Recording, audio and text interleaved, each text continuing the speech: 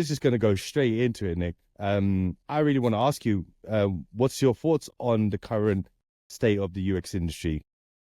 So, you know what? I've been thinking about that a lot and posting on it a lot recently because it's such a hot topic. You know what?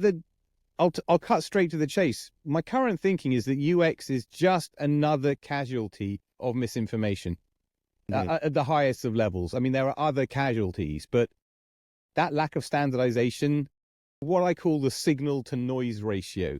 The signal to noise ratio has gone out of control, right? There's so much noise and not a lot of signal, and it's really hard to work out what's true and what is false, or what's valid and what is not valid.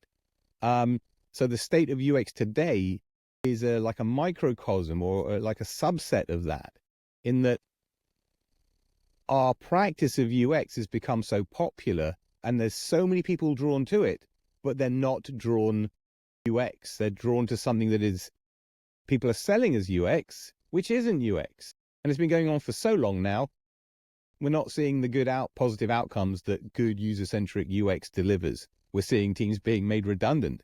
So that's how you know, that's kind of the acid test for what's going on in the UX world. It's not good because we're not building the right products. We're not doing good research. The design is very visual. We're not prototyping. Information architecture is gone. You know, the process is gone. There's lots and lots of things that we did that made us successful that newcomers aren't being taught. So the practice now is comprised of people who, who don't know it, basically. But what do you think happened? Why do you think things have turned the way it has turned, from your opinion? It's quite simply supply and demand. Everybody wants to be UX, but the actual people selling real UX in terms of training or mentorship, or even just employment on teams with a good lead or a real senior, are rare.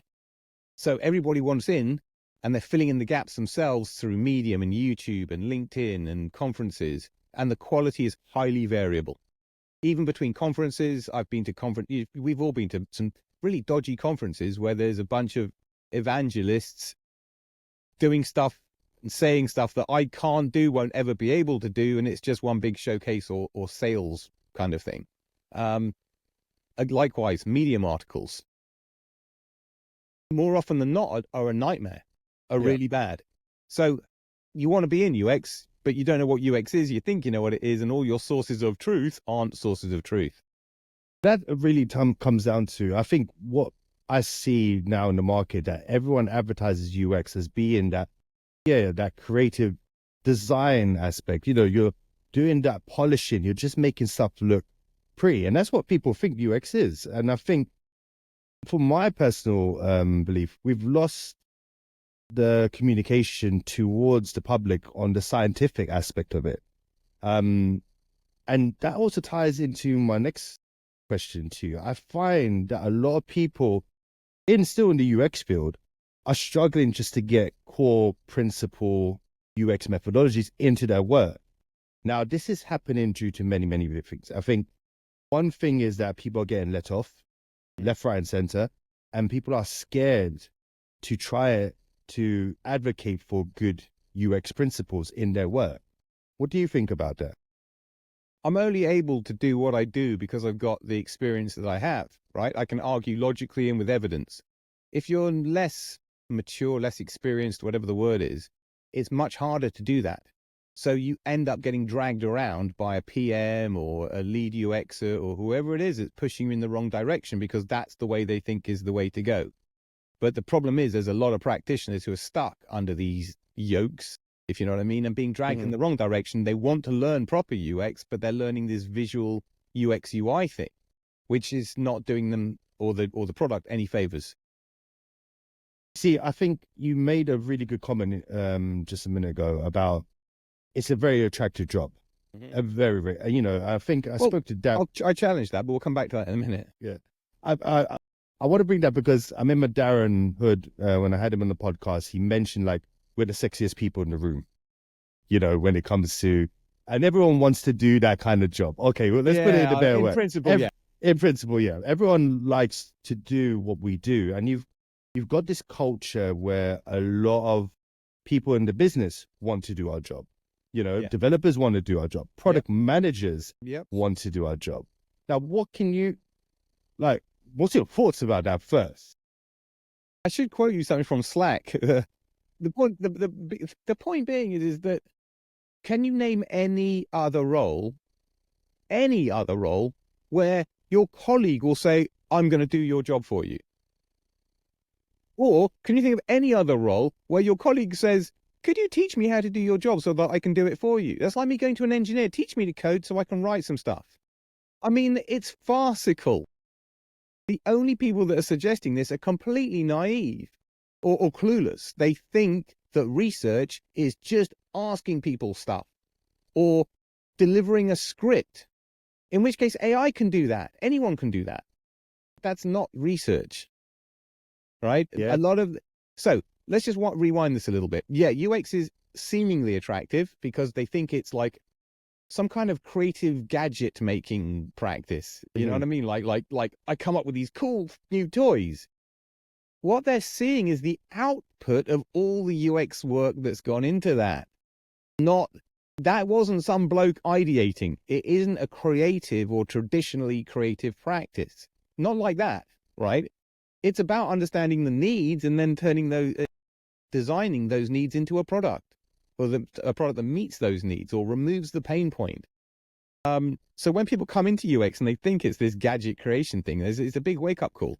Or they pair up with a PM who thinks that's what UX is too, and then the pair of them just run off in the wrong direction and build the wrong thing. Yeah. Every single time. Yeah. The problem is this. The world needs... This is going to bring a lot of the topics you've been talking about together. We're talking basically science or evidence-driven, data-driven, instead of opinion-driven, right?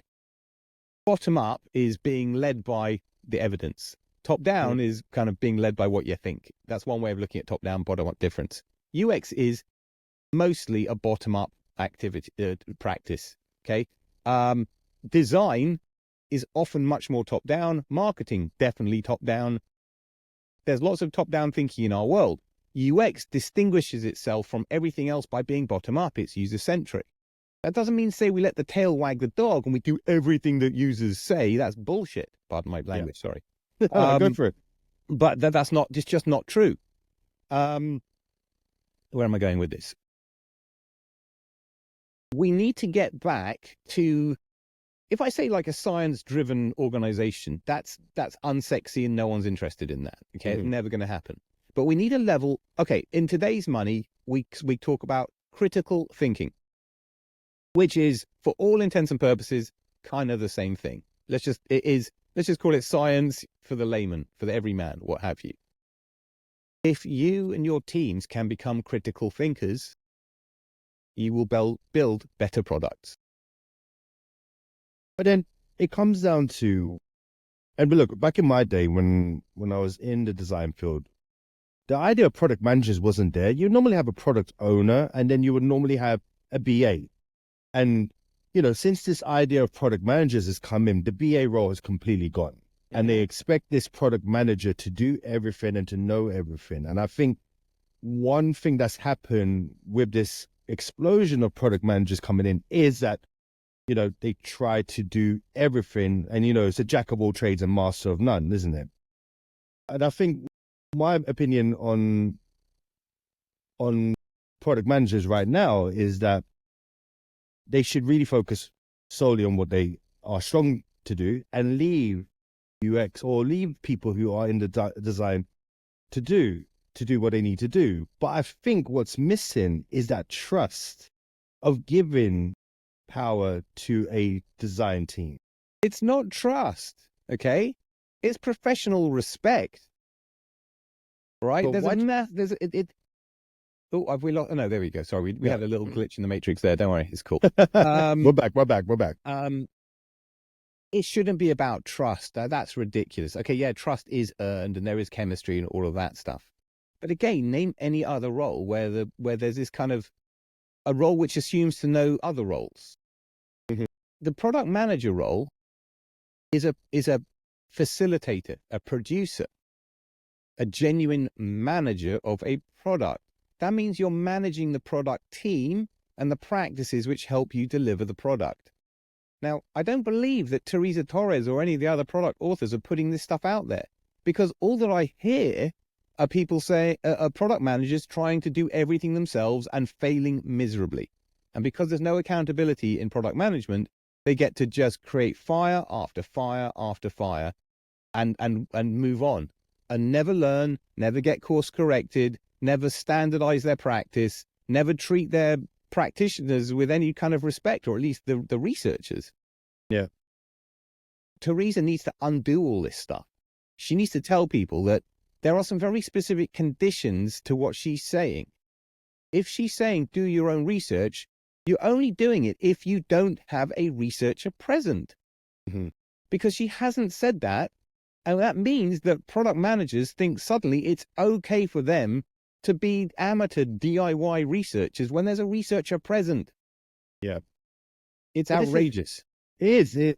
No, I'm not going to lie. It's getting very ridiculous. And I'm always trying to ask many people who come on the show, and how many we're on? 5s. And I've asked every single one of them right now, why is there not a UX product manager? Why is it always something to do with a certain feature of an application or a certain part of an application? And I'm struggling in understanding why has there never been why have businesses never ever thought about having a dedicated UX product manager? There's a really simple one to this. First of all, there are UX product managers and titles in the world, but it's kind of confused and messy. My very clear view on this, and I've seen this time and time again, so I want to say that I know that I'm right, but I'm pretty confident in my answer here. There's two kinds of product manager in the world. There is the product manager who used to be a UX practitioner, and there's the product manager who used to be a project manager or something to do with marketing or just something radically different. UX, true user-centric old school UX, makes brilliant product managers. And I work with and have worked with great product managers who have got excellent UX heritage. They were the same as me. I stayed in UX and then specialized in research when that all happened. And they went into product in 2018 or so when that all blew up. So I chose to say specialist. They chose to go into kind of the more management tier, the more... But what they did was took their UX and their user centricity into product management. So the takeaway for anyone listening is that a UX career is the best training to be a product manager. Now, if you haven't had that user-centric UX training, what kind of a product manager are you? What training have you had? What do you know about users and their needs and building products around them? You know nothing. You know what Teresa or Randy have taught you. And that's not good enough, unfortunately. It doesn't move needles or build good products. So that's where I'm at with that is, we need, unfortunately, many of our senior UX peers are unemployed right now. Yeah. They cannot get work because the kids have all forced them out, or product managers or hiring managers don't want them because they're too old and will show up their own inadequacies and BS, all of that. But these are the folk who we need to get back into the market to start becoming product managers again, or to start sharing their user centricity with teams so that people can learn. That bottom up muscle gets strengthened instead of this top down one dominating. Let me touch upon that one. That's a really good point. We're now gone past the stage of, I think how we mentioned it, the dinosaur age of the Jacobs and Nielsen's who kind of set the foundations, and we've got now gone past the stage of really good designers who were in the field a long time ago. And I just spoke to somebody the other day about this. Do you think we're going through an ageism aspect of these good? Yeah, no question. I mean, that's not opinion. That I'm pretty certain that's fact. I mean, you can just see it in LinkedIn, or at least in my network, which tends to be senior UXers of a certain age. Of everybody is at 100% agreement. Ageism is a major problem. We can also talk about discrimination. It's not just ageism. You could say it's old white man discrimination. There's that going on as well as the ageism. So if you happen to be seen as patriarchy, which I'm not. I'm not a boomer. I'm a Gen Xer, right? But youngsters look at me, see grey, what have you, and it's like, and that's a disaster. It's a I'm disaster. there with you. But how do you get all the knowledge that we've learned, that we've sacrificed to learn, all those hours in labs, all those hours in front of people, understanding behavior, understanding how to adapt methodologies? All of this stuff is not being transferred. It's sitting in the minds of unemployed people, whilst product teams desperately need that knowledge. And so I'm working overtime on LinkedIn to try to raise awareness. Like, you guys are all screwing up, and the answer is sitting there out in the cold. Bring them in. Let's get product going again, make user-centric product, and we can rock. We can pick it all up. We can pick up all the lost time and money and opportunity, and we can accelerate. But if we keep on with this stupid shit of product management, pointing researchers in the wrong direction or pointing themselves in the wrong direction with DIY research, we're going to see more redundancies. We're going to watch AI take over, and we're just going to get, as human beings, cut out because we're inefficient cost centers. Well, that's it. I mean, it comes down to a lot of people don't want to bring in these kind of old school designers or researchers due to the fact that when you have somebody who is a junior, they're easily managed or they're easily directed in the way that product managers want. And this is a fear from product managers I've spoken to, and I have spoken to a few. They have mentioned it is easier to work with a junior to mid-level than with a senior because of the fact of it. And I'll play devil's advocate here. They always mention that they're stuck for time. You know, they've got a PI, they've got a certain amount of months to get this feature over with. And they have told me when they've worked with senior people, it just takes longer. It might bleed over. It causes problems. And they just said, and I'm not going to quote names, they said, it's just easier to work with a junior because I can tell them what I want and this will get done. Yeah. Okay. So there's two problems there at both ends of that scale, right? The junior just being an order taker, doing what the PM wants, means they get what they want quickly, but it's crap. So you get crap quickly. Is that good? No, you don't build the right thing or informed, you don't go in the right direction. Similarly, and I've raised this repeatedly, I've got a solution, a book, a technique, I've got the answer, I just need to publish and do and go. Researchers have screwed up massively over the past 5 to 8 years. They've I don't agree with a lot of what Jared Spool says, but on this he's right. There's been too much over intellectualization of research by PhDs in particular. So not me, because I'm the exact opposite there. I'm trying to humanize and bring it all down. But you look, there's so many PhDs who walk around with sucked in cheeks, telling people what to do, taking months to deliver something there that the problem is you get a lot of people with a PhD, they come into the market, they go, I've got a PhD, I'm super senior. I was that person too, right? And I couldn't get a job. In 2008, 2009, every recruiter said, Nick, you haven't got a portfolio, and you can't even get you an interview. I was like, all right, fair.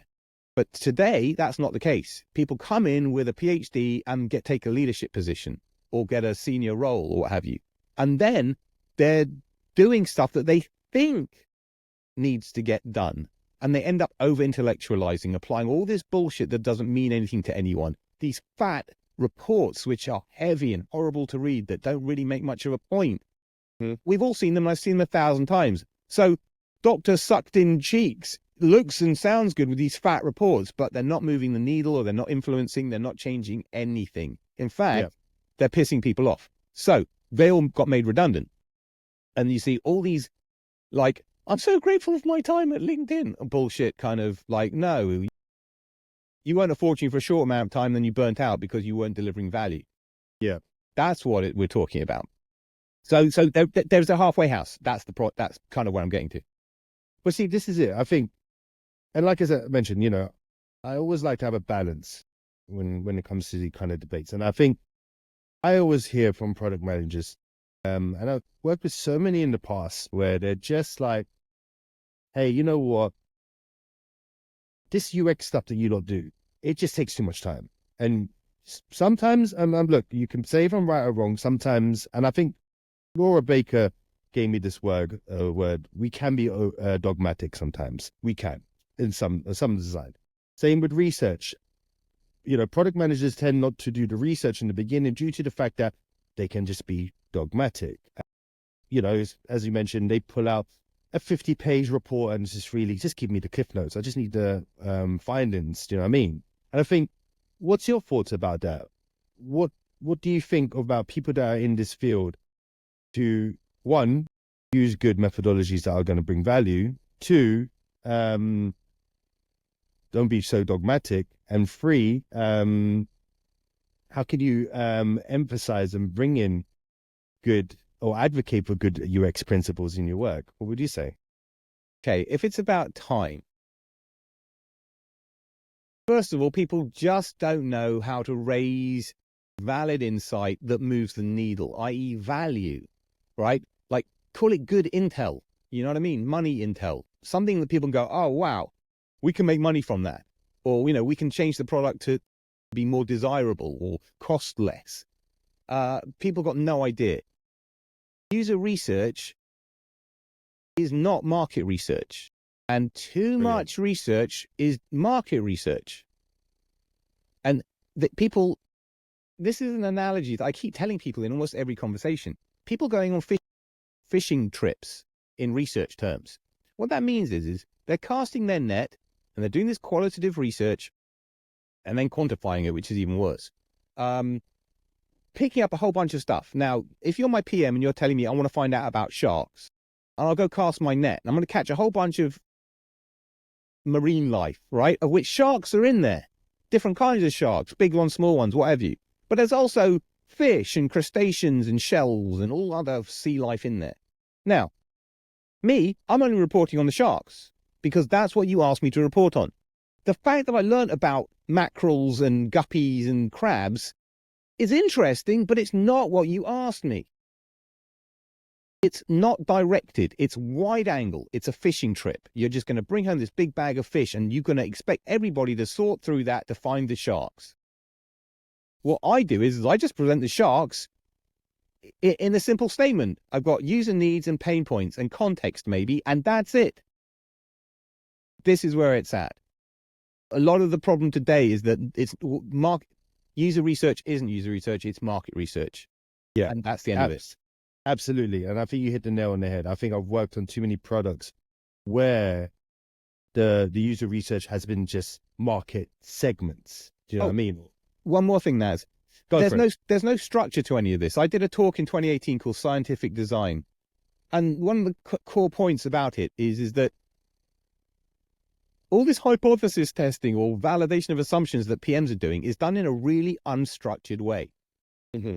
Science is a methodological progression of knowledge acquisition. Theirs is a knee-jerk jump to the next thing with no real understanding. You're not standing on the shoulders of your own learning, right? You should be building up, but they're not.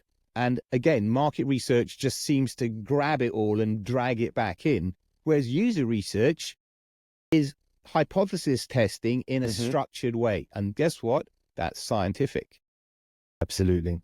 Absolutely. And I think you hit the nail on the head. I think we're missing that. We're missing that core scientific aspect in our day-to-day work. I'm seeing it dramatically drop. I remember when I first started, it was, as you mentioned, it was a science. You test and validate and, you try out ideas. Yeah.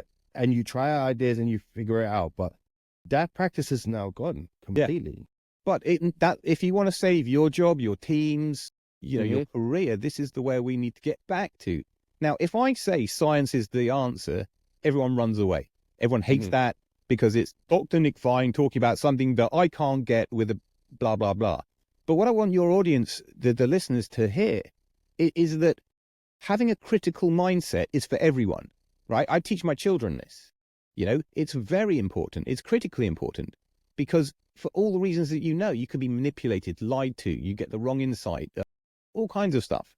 So it doesn't mean you have to be a PhD, this sucked in cheeks, hoity-toity, over intellectualized BS. It means questioning the information that you consume. It means validating insight quickly, right? Repeating small samples if that's what's necessary. But this idea of 3-month studies, of 2-hour depth interviews, all that is market research BS, which I have never done and I won't ever do, because that's for market researchers to do. Now, again, bring in the old folk, bring in the seniors. Bring in the seniors. Bring back the old folk, and they will help show the young folk how to do proper user research, which is UX is a behaviorally based practice. Mm-hmm. And we've gone from a behaviorally based practice, which delivers performance and value, to some kind of top-down PM or designer-centric thing, building the wrong thing. The explosion of boot camps has come across over the last 6 years within our design field, within the UX field, massively. And it has produced a following of people that are coming into this field without the right tool sets. Yeah. What would you say to people who want to get into this field? What do you think they should do? Do you think they should go down the fact of studying a degree or spending so much money right now in getting a degree? Or would you say go and follow a boot camp? It's very, very hard, isn't it? It is. I would say to people who aren't in their careers yet, if they are listening to this, having a degree in something like psychology is only beneficial. It teaches you the scientific principles, it teaches you the methodologies, and teaches you the factual bases of a psychological or a behaviorally based practice. So you've got like the experimental psychology part, which is all the doing stuff. But then you've also got cognitive, biological, social, personality, all the other, which will only be good. Now, for anybody who is in their career, you're not going back to university to do a degree, okay? So at some point in the future, there will be this switch towards a more scientific society, because this misinformation-driven one, but it might be 20 years away, right? Mm-hmm. Or might never be coming, I don't know. At that point, having a certification, a qualification that standardizes what you know is going to be a good thing, right? But for now, the best way to learn is from a true senior. And that's why we need to get these true seniors back into the market, because you shouldn't be expected to pay for all these training courses personally, right? You should be getting it as standard from the lead or the seniors on your team. Okay? That's how I learned. I didn't go to school to learn any of this stuff. I didn't go to boot camp. I learned it the hard way by making mistakes and learning from them and being mentored and coached and, through my failures and all of that good stuff. One big top piece of advice for your listeners. If you are Gen Z or millennial, which you most likely are, please hear me when I say you guys need to open your minds and listen and learn. I mean this nicely and lovingly and caringly, because it's not your fault that you've grown up in a world where social media has put this spotlight on you and made it all about you and me, and ego and personal brand. But what that means is there's an attitude coming from both generations that you already know stuff when you don't. And that means it's a nightmare to teach you guys, right? I've been working with some people recently who are, really keen, but they're questioning every decision that I make. And sometimes you just got to say, just shut up and listen. Do this, it works. I'll tell you why, etc. But you're slowing everything down. It's becoming like pulling teeth, and it's just frustrating. Be an open mind. Be a sponge. Listen. Don't question absolutely everything. You have to accept that some things are hard learned through knowledge. Yeah.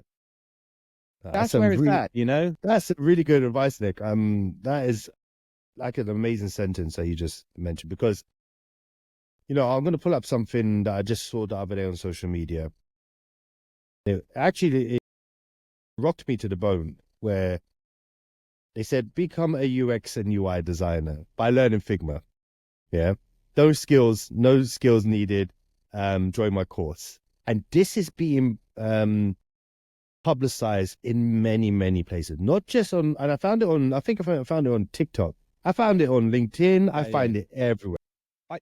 I did a search on YouTube for what is UX, and I got all UXUI basically, right? Or like 60 to 70% is exactly that. Just be aware that there is lots of messaging out there that UXUI is not UX. Like UXUI is a subset of UX.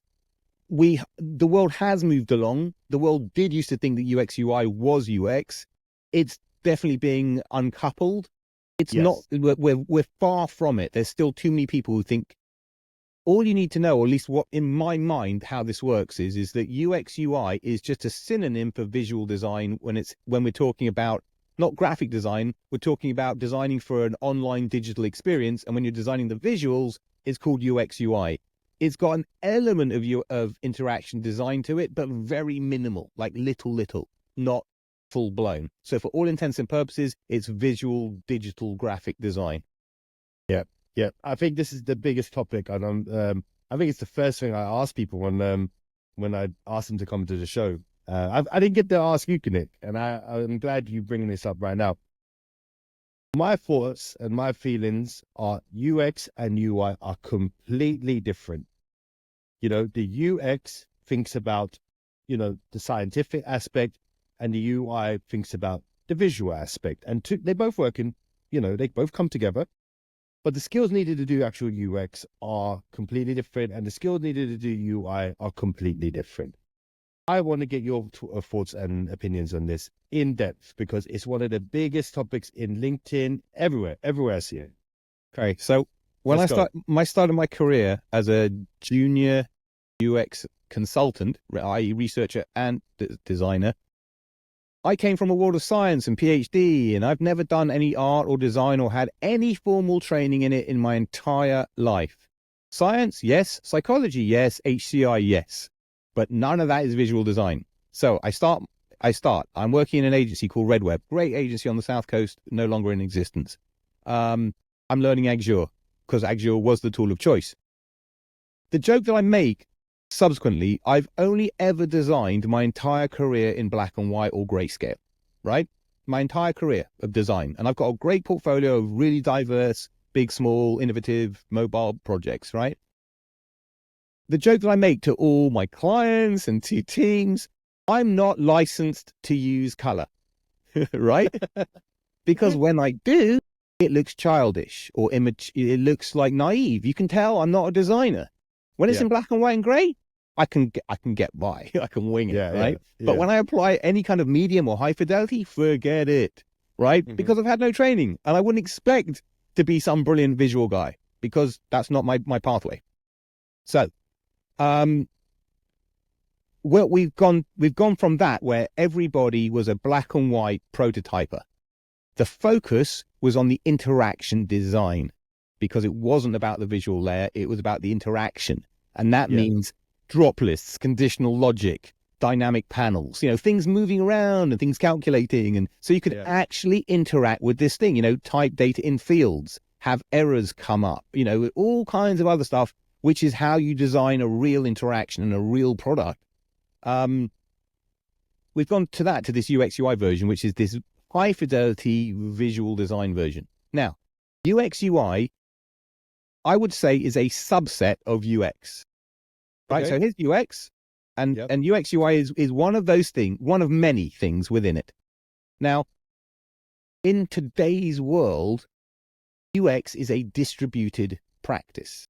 Okay. In my old world, I was the UX person, right? Yeah. It was all on me. I did all the research, all the design, all the strategy, everything. In today's world, somebody's doing the strategy. We're all doing it. Somebody's doing the design, or a couple of people are doing it, and same with the research. So it's spread across. That means you cannot be doing visual design stuff in the same way to replace interaction design and prototyping. And that's what we're seeing today. And that's why it's all breaking. Now, if you're back in the day, the thing that designers loved about me was the fact that I kind of did a lot of the heavy lifting for them. They weren't starting with a blank page. I had done all the research. I'd infused that research into the wireframes, so the needs were in there. Now, Most times this was great and people loved it, and then they could use their creativity to do all the rest. Yeah. Sometimes, and across the board, people got really angry by it because they're like, I've come to the Royal College of Art or Falmouth or Camberwell, a really high-end elite college, art school like Chelsea or something. I'm not here just to color in your bloody wireframes because you've had no design training. I'm a super designer, like high-end elite. Why have you done all the building blocks and I've just got a slap on the front? And that's when UXUI got born. That's why it happened, because art and creative directors and other designers were sitting there being handed wireframes to color in and going, this is ridiculous. We're the designers and I've got that scientist doing my work. But there was no mechanism to get designers into it, and no one wanted to start as a junior. Because these are art directors with 20 years, or creative directors with 20 years of experience at big agencies. And they're going to come in as a junior guy? Nah. Using an unfamiliar black and white tool, which doesn't leverage their skill set? No. So UXUI was created because it used Figma. It used InDesign and Sketch XD and Sketch. Yeah. All that stuff. That was the tool. They brought old design tools to a UX fight, or you know what I mean? It's like no, the wrong tool, wrong mentality, but UXUI gave them that vehicle to do something that masqueraded as UX, interaction designy, but they did it in a much more pretty, high fidelity way. Now, when you flood the market with people with really high fidelity stuff, and all of my folio is black and white, you're never going to hire me over art and creative director who looks and sounds a perfect way because they're used to pitching to clients and performing. They've got a super polished eye candy portfolio, which is usually bullshit, by the way. And then they go and then they get put into a leadership position, head of UX, head of design, hire more people in that image, and UX goes to hell. That's what happened on an international level. I never heard that story. I never heard it portrayed like that. And it's, you make a very, very good point. In fact, I can't even remember the last time I saw a grayscale wireframe, to be honest. I literally cannot remember one designer showing me, hey, look, these are the little blocks, or using something like balsamic, and it's like, just raw squares and raw text, and that has gone. That has literally gone. Name another industry where you have an idea and then build the production thing. I've had an idea for a car. Let's build the production car to see if it works. Oh, people don't like it. Now we've got to retrofit it. We've got to re-engineer it. Guess what? That's really expensive and stupid. So guess what? People prototype. They build those clay versions and, and other versions to try to work out the aerodynamics and the engineering, and then do some closed market research, and then some user testing. All of that. Heck, I was paid years ago to go sit in a mock-up car that looked like a Saab for Audi because they wanted to understand the other competitor stuff. In a prototype. They didn't build the car. Yeah. Right? We keep building cars. Yeah. No, I think, I remember when I was doing prototyping, it used to be the fact we just slap it on the wall. And then everyone who used to walk past, just kind of, oh, wow, this is how it's kind of going to be. And it was all grayscale, But the problem is, and at that time when I was doing it, everyone could think abstractly. Like they could look at it and say, oh, that's what, I can see where we're going and I can see what we're doing. But that mentality has changed now. You've got so many millennials and other people who are not qualified or are kind of premature in their thing. There's safety in numbers. You see product managers do this a lot. Very egalitarian, socialist kind of a leadership style, which means everybody's opinion, whether you're an engineer or a researcher, right, contributes to the group decisioning and the strategy. Ajaz Ahmad, who was the CEO and founder of AKQA, I may have got his name wrong, but anyway, there's a brilliant book he wrote called, remember now, Sugar. The best quote in it ever is, no good idea ever survived a committee. And our world is comprised of committees because we've got low confidence people looking for that feel-good factor or that confidence that we're doing the right thing. Instead of it being evidence-driven and knowing what you're doing through structured activity, it's this hive mind of what do we do next, which means you're de-risking the situation, but you're also producing the most average shit, frankly. Yeah. Sorry. You No, know? absolutely. And I think my 2 cents on that is that the committee has killed out the thoughts of the MVP. What you Oh now God, what you now have is what they call the MDP. It's the most desirable product, and that God. has now come into play with committees because it's like, okay, all of us are all like this product because it's the most desired, but then they've moved away because the MVP you've completely lost sight All right, of look. what we're trying to do. Why are we look, you and I and all the listeners know that MVP is one of the most abused terms in our world, right? And it Yeah, causes the most amount of harm, damage, and cost ever. But yet we're still talking MVP when we knowingly aren't doing agile, yeah, right? Or yeah. fragile. We're doing something a shonky version of agile, Mhm. right? So why are we adhering to basic principles like MVP and strategizing around it when our execution doesn't even look like agile? It's a false flag. It's a wrong North Star. It's one of those half truths that is being bandied around as common language, which is moving the needle in the wrong direction. Hmm. It's not Absolutely. good. I think this whole agile practice, and look, I won't put names and then into this sentence, but I still struggle in any company really utilizing agile in the right way. You know, nobody pushes out something I have not seen any product manager push out something that's half baked. And they say that they're agile and they're saying, hey, we're trying to get something out very, very quick, but it's like, no. And this is where I'm still trying to find out, how do you build a culture where UX is involved in the agile process? Because sometimes, majority of the time, they're not. How do you build a good UX agile culture? That's literally the book that I'm writing. Oh, okay. I've got a long deck that I'm revising over and over again. I've been working on it for months now. Um, I have a solution. It needs refining. It's something Hmm. that I want to bring to the market either personally or through Adaptivist, my company, through like professional services or something. The world, the enterprise has forgotten how to build good products. Hmm. That's the bottom line. Product managers are not, they're not building the right things. Sorry. It's the way it is. I know. Because It's why product was allowed to take the wheel with no standard to it. If there was a back in the day we had Prince 2, which was the accreditation for waterfall project management, right? yeah. And when you let somebody have £500,000 to go build a project, they had to have a Prince 2 qualification. It's Hmm. like, because they had a driving license, I didn't just stick some muppet in the car to go drive it off a cliff. Yeah. But that's what we do today as standard. And we're wondering why things aren't going well. Yeah, yeah, you make a good point, and I would love to see that book when it's released and when you do finish it. I would love Honestly, to. there are two books I'm trying to write. Both of them are taking forever. I tried to use AI to accelerate it. It was a bad idea. Yeah, The truth of the matter is no one's going to read a book. The only reason why I need to write a book is for kudos and for celebrity status. It's for no other reason. The actual knowledge transfer will come through some kind of training course that brilliant. that I will personally deliver, and that's more likely going to happen way before any book.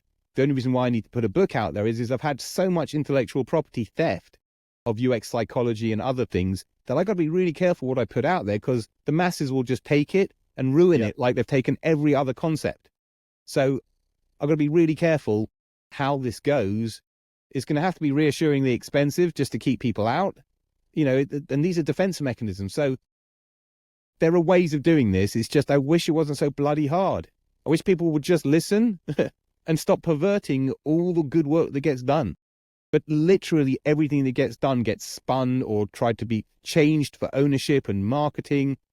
And I'm the idea that you can make money, like honestly, or like with like making an honest couple of quid is so old. It's just rip people off as hard as you can. And that's got to I'm not happy change. with That's got to I'm change. not Yeah, happy with that's any of got this to shit. change. That's got to change. And I would definitely love to bring you back on the show when you do finish your book, or if you do get the course up and rolling. I think our listeners would love to Honestly, definitely see that. now what I'm likely to do is set a date in like October right? I Yeah. do an online thing. I won't even do conference software. I'll just do a massive Zoom room, right? People will pay the money and they will come to the Zoom room. They will get a copy of the presentation. They will sign an NDA because I can't have consultancies taking my work and ripping it off. And I'll probably do that because by setting myself a date, it means I have to get my shit together, basically. And I will probably run it every quarter so that people can just join every 3 months, and then I can update it according to the world because our world moves so quickly. That's pretty much where we're going with this. Again, got to find the time, but that's pretty much the highest thing on my agenda. I've had a few meetings with a couple of peers to see if I can kind of partner with anyone to try to kind of accelerate this. So those talks are happening. But one way or another, there will be something this autumn for sure. Brilliant. And when there is something, you send it to us. We can definitely send it out. We would love to do that and be a supporter of that.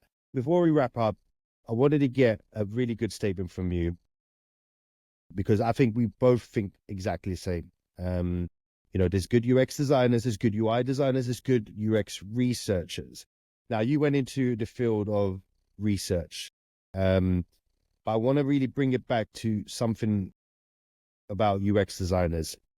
People that are coming into this industry right now who want to really do UX and want to build a portfolio that will get them hired.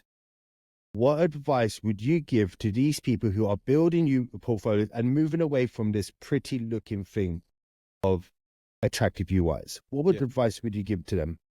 That's a tough question because there's an easy answer, but it's not the right answer because it really depends upon who's interviewing and what the style is, right?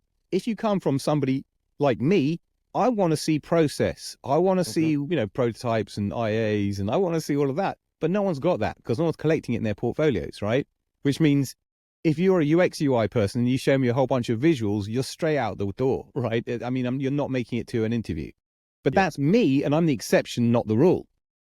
The rule are high fidelity portfolios of just shiny, right? And in which case, the best advice I can give is try to find out the provenance, the heritage, the style of the person or the team that's going to be interviewing you. Because UX portfolios always showed process and thinking, right? Most importantly, they only should show your involvement, like you created it. If you didn't create it, you explicitly say, I didn't create this. It was, so there's one or two places in my portfolio. I think I've got a high fidelity thing, but I didn't do that. But I wanted to show the end of the process. So I've showed this was created by a senior designer. It's only one or two. It's not every single project. So that's why it's difficult to answer because it really depends who's looking at that portfolio. Some people will look at my kind of portfolio and go, this is ridiculous. There's no color in it. It's all black and white and it's shit. Other people will look at it and go, that's great. This guy understands process. This guy understands how to generate user needs from a prototype kind of thing, or how to infuse them in a prototype, depending if you're on the research or the design side. Also, everybody's working on a team these days. I mean, you always are working on a team, might be a bigger team or a smaller team. What's really important is the interaction with the other team members, in my humble opinion.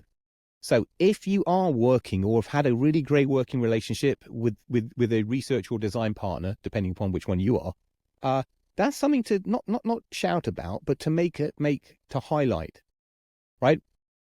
There's a real beauty in the research into design part. Now, some of your hiring managers totally get that, but most of them don't.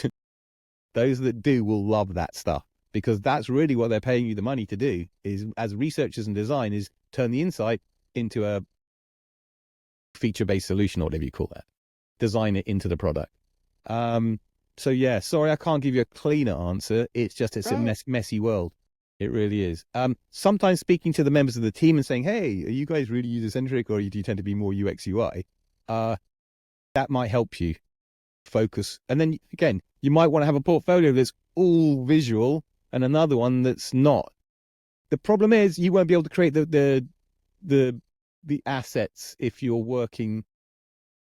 Your portfolio should be a reflection of the work that you actually do. If you're not actually prototyping and you're not doing IA, you can't evidence it. And people like me can smell when you've created an absolutely kind of BSE, fictional thing. So yeah, hard Listen, one. very, Yeah. very hard Also, one. also, Very, if very you hard one. if you get caught lying, that's not good. So Yeah. So if you're listening to this podcast, do not lie on your portfolio, and I think you make a very, very good point. Listen to the audience that you're going to send it to.